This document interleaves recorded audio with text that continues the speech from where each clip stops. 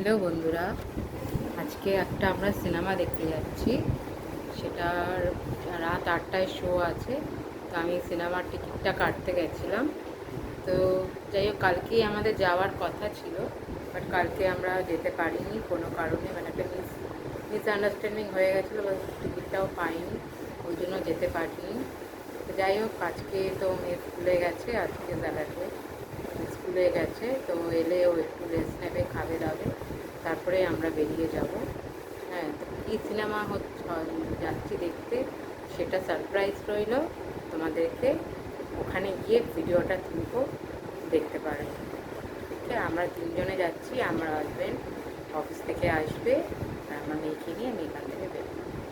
ওকে, by. রাখছি এখানটা ব্লগটা। আর আজকে দুপুরে মেনুতে কী হয়েছে একটু পরে তোমাদের সাথে আমি ভিডিওটা শেয়ার করব। ওকে, থ্যাংক ইউ।